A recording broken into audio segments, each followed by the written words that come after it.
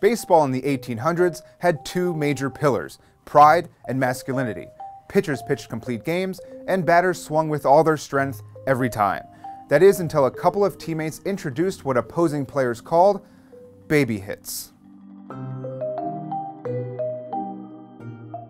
Up until 1876, balls that were hit fair and then immediately rolled foul were considered hits, regardless of where along the baseline it went foul. It was called the fair foul hit, and its creation is credited to Brooklyn Atlantic shortstop Dickie Pierce of the National Association. He would take a full swing, but it would be a little dribbler that bounced foul immediately and rolled away from all infielders. It was important because it was one of the first times a player thought to hit strategically rather than for pure power. It's also, I assume, where the term dick move came from. The fair foul hit strategy evolved as Pierce and his teammate Tom Barlow experimented with trick hits and started to do what is now known as the bunt. Once the fair foul hit became illegal, the bunt became the perfect strategic complement to a power hit.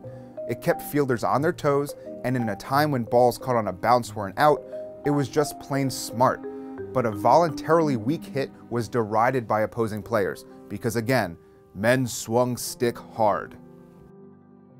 They would hurl insults at players who bunted, something Tom Barlow was all too familiar with, as he would come to plate with a baby bat for his baby hits. Obviously, he looked ridiculous, but how is that even legal? Good question. It wasn't until the end of the 19th century that bats started to be regulated. Players would whittle their own. This led to bats of all shapes and sizes. As the bunt began to gain popularity, there were even players who used square bats. The flat sides made it easier to connect smoothly on a bunt. Rules surrounding bats were so loose that in 1865, the Philly Athletics broke all of their bats during a game, so they just broke the handles off of some shovels and used them as bats.